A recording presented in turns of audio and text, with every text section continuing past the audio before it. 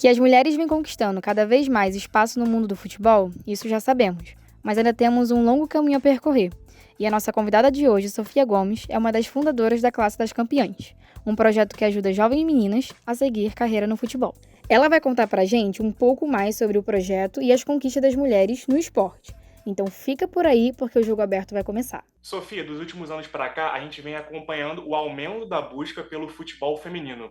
O que você acha que mudou para que isso acontecesse? Acho que o que mudou, na verdade, né, a gente sempre, acho que sempre existiu o interesse de acompanhar, mas teve muita pouca cobertura, né? Então acho que de lá para cá, a gente pode dizer, pelo menos desde 2019, da última Copa do Mundo Feminina na França, que a gente teve o primeiro grande recorde de audiência de futebol feminino, isso se deu simplesmente porque as emissoras começaram a transmitir, né? Então, na verdade, esse boom, uma parte dele se explica porque simplesmente o produto futebol feminino começou a ser mais exibido, mais envelopado, mais entregue na casa das pessoas, né? E aí, naturalmente, esse interesse vem. Então, acho que não tem nenhum grande segredo. Acho que, na verdade, o que mudou foi o aumento da distribuição. Você comentou sobre a Copa do Mundo Feminina na França, e a Marta e a Formiga comentaram sobre a renovação que a seleção precisava ter daqui para frente. Como você enxerga jogadoras como elas se posicionando desse jeito? Perfeito, essa pergunta é muito boa, porque ela evidencia um problema estrutural que a gente tem no Brasil, quando o assunto é a formação de uma nova geração aí no futebol, né? Vou te dar alguns números, Pedro, só para você ter uma noção. No Brasil, a gente tem registradas a nível profissional sub-17, e eu estou falando da base, porque é da base que a gente consegue entender, né, o nível de profissionalização e o nível estrutural de organização do futebol. No Brasil, a gente tem 475 meninas registradas, tá? Entre clubes profissionais e CBF. Quando a gente compara esse número com os Estados Unidos, a gente vê que nos Estados Unidos, sub-17 são aproximadamente 1,5 milhão de jogadoras registradas. Então a gente tem aí um abismo de diferença entre esses dois números que evidenciam que, de fato, a profissionalização do futebol feminino no Brasil ainda tem muito para evoluir. Então ela, a Marta e a Formiga, que são jogadoras que estão atuando aí há algumas várias Copas do Mundo, né, e assumindo esse protagonismo há muito tempo já, essa é a preocupação delas, né? A gente teve Marta, Formiga, Cristiane, que são grandes jogadoras, mas que são também grandes golpes de sorte do Brasil, porque de fato não houve um super trabalho de desenvolvimento do futebol feminino, né? A gente só tem sorte também de estar na terra do futebol, e isso acaba ajudando. Mas e agora? O que vai ser, né? Agora a gente precisa profissionalizar, caso contrário a gente vai ficar muito para trás, como a gente já está vendo que está acontecendo, né? A gente está vendo a Europa levando isso como uma prioridade, Estados Unidos já faz isso há muito tempo. Então, se a gente não se mexer e não de fato profissionalizar nossa estrutura, valorizar esse produto, cuidar da base, que é o que de fato vai determinar o futuro do sucesso das próximas campanhas, né? Dificilmente a gente vai conseguir entrar em algum lugar de destaque aí quando o assunto é futebol feminino. Você comentou sobre a necessidade de investimento no futebol de base. E aí então veio Meninas em Campo. Como surgiu essa iniciativa? Perfeito. Meninas em Campo, ele nasceu em 2016, numa parceria entre o Colégio Santa Cruz, que é um colégio de São Paulo, que tem um braço filantrópico muito grande, o PROD, né, que é o Programa de Desenvolvimento e Humanidades da USP, de Esporte e Humanidades da USP, e a Sandra Santos, que foi uma das idealizadoras do projeto, né? Então, Meninas em Campo nasceu de um espaço concedido pelo Colégio Santa Cruz. Na época, em 2016, eram nem 30 meninas que começaram no projeto. Ele é um projeto que se dedica a desenvolver meninas de 9 a 17 anos através do futebol, né? Então ele é bem voltado para a base. E uma coisa que eu gosto bastante do projeto Meninas em Campo, e que é muito raro a gente ver por aí, é o fato do projeto conseguir unir inclusão social com alto rendimento. Então, se você não é a melhor jogadora do mundo, se você não é uma jogadora altamente técnica, mas você ama futebol, você tem espaço no Meninas em Campo. Se você é uma jogadora excelente, você quer viver do futebol, você também tem espaço no Meninas em Campo.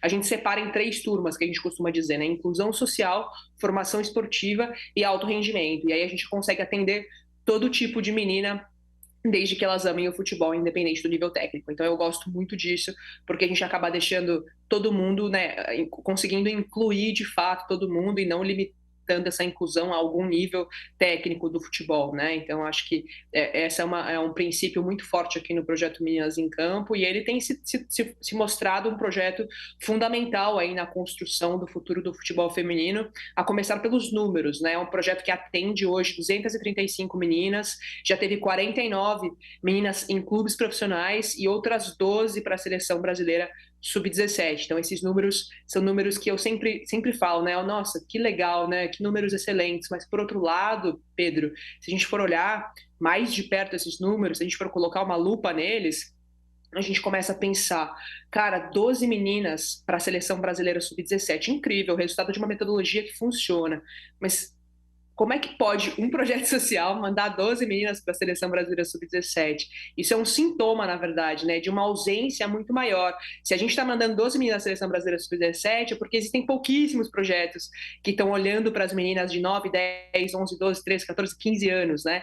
Então, ao mesmo tempo que a gente comemora esse número, a gente olha e fala, putz, isso também é reflexo da falta de mais projetos como o nosso que possam contribuir aí para essa formação. Recentemente, a Tamires, lateral da nossa seleção, esteve presente no seu projeto, inclusive ela venceu a Copa América recentemente. Imagino que tenha sido um momento muito incrível para elas, né? Foi, cara, foi bem legal quando a gente conseguiu levar a Tamires lá, porque aproximar essas figuras que, em muitos casos, né, são ídolos, né, assim, das meninas, é uma forma também de concretizar alguns sonhos, né? Muitas meninas ali jamais imaginaram que elas poderiam conhecer a Tamires, ter uma camisa assinada pela Tamires, né?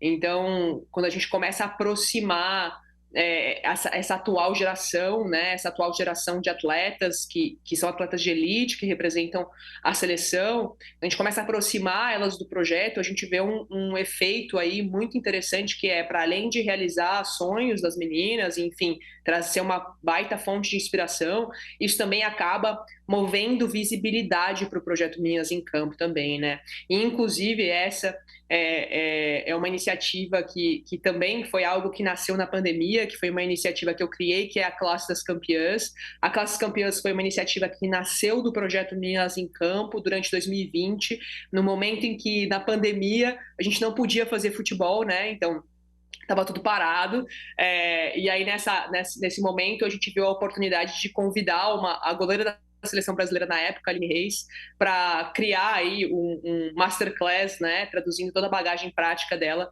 para distribuir isso digitalmente, né, e trazer consequentemente mais visibilidade para o projeto, porque acaba sendo uma veia de inovação, né, e mais recurso, né, porque no fim do dia a gente vendeu esse projeto para a ESPN e reverteu aí 20% do lucro para o Meninas em Campo. Então, quando a gente fala de levar atletas de ponta no projeto, a gente está falando não só sobre realizar o sonho das meninas de conhecer seus ídolos, suas ídolas, né, mas também de trazer visibilidade e recurso para que a gente consiga se estruturar cada vez mais como projeto social. Além da Tamires, também tem crescido o número de mulheres nas cabines de transmissão. Quem começa agora também tem um estímulo a mais, não? Com certeza, e eu acho que isso também é sobre representatividade, né, Pedro? Há poucos anos atrás a gente nunca veria mulheres comentando jogos de futebol e hoje essa é uma realidade cada vez maior, a começar agora pela Copa do Mundo, que a gente vai ter agora a Copa do Mundo masculina no final do ano, e a gente viu a Globo aí escalar nomes de comentaristas, mulheres, que, enfim, é algo que eu valorizo muito, assim, porque representatividade é tudo, né? Se uma menina vê isso na televisão, ela vê que ela também pode chegar lá. E não só a nível de comentarista, né? Eu acho que essa Copa do Catar masculina, ela é a primeira Copa do Mundo que vai ter arbitragem feminina também. Então, olha que importante isso, né? A gente está falando que a Copa do Mundo começou em 1930, a primeira edição. A gente está em 2022.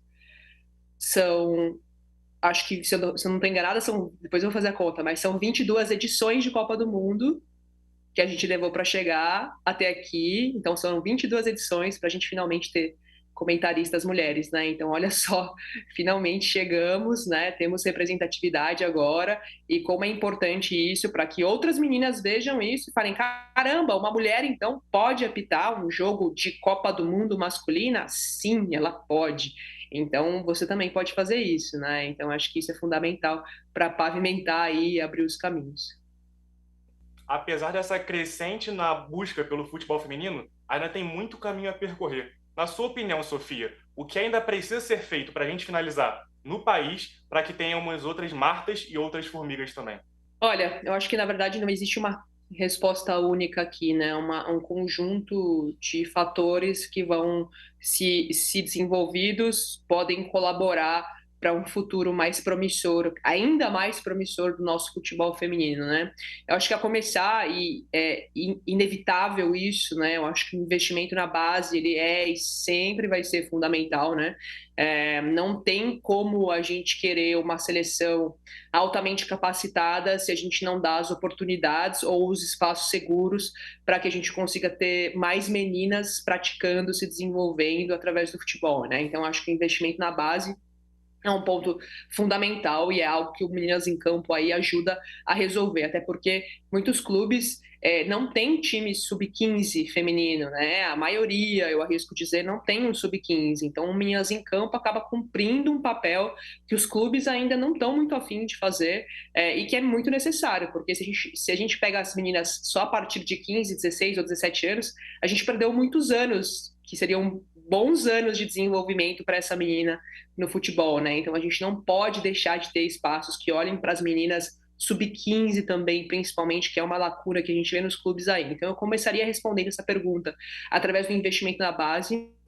O segundo ponto é a valorização, né? É preciso dar um salário digno para jogadoras, para técnicas, para todos que trabalham desse território do futebol feminino, né? Eu acho que isso acho que isso melhorou muito, mas ainda segue sendo um desafio. Só a título de referência, assim, se eu não me engano, isso já faz alguns anos, mas eu tinha visto que a melhor jogadora de futsal do Brasil ganhava, acho que em 2019, R$ 4.000 por mês. Então, é bizarro, assim, quando a gente olha para esses números, né? A gente busca entender por que ainda não é tão valorizado, e aí a resposta de sempre é, porque, pô, ainda não tem visibilidade, então a conta não fecha. Mas a gente está falando, cara, de um século em investimento em futebol masculino versus, sei lá, 5 anos de investimento em futebol feminino, talvez, que é o que a gente vem vendo. E esse argumento do a conta não fecha é muito engraçado, né? Porque se você for olhar os clubes, os grandes clubes masculinos, grande parte deles a conta não fecha também, mas eles seguem investindo. Então, esse é um argumento muito fácil de refutar. Então, para além disso, vamos lá, investimento na base, valorização dos profissionais e envelopamento do produto, né? Eu acho que a gente está falando de futebol feminino, a gente está falando de um produto. Esse produto precisa ser bonito, ele precisa ser bem distribuído, ele precisa ser bem apresentado, né? Então, todo o cuidado de fato cuidar de como isso se apresenta na televisão, né, cara? Pô, o canal precisa mostrar um estádio interessante, precisa ser uma estrutura bonita, os times precisam jogar um bom futebol. Caso contrário, se a gente tiver um estádio feio, um futebol de baixo nível, poucas estruturas, salários ruins, a gente nunca vai ver o desenvolvimento do futebol feminino, né? É só olhar, por exemplo, o que o Barcelona está fazendo com o futebol feminino lá fora. Eles estão enchendo estádios, quebrando recordes, envelopando muito bem esse produto. E, inclusive, foi um negócio super estratégico para o Barcelona, por exemplo, quando eles tiveram a saída do Messi, né? E aí o time masculino ficou muito em baixa.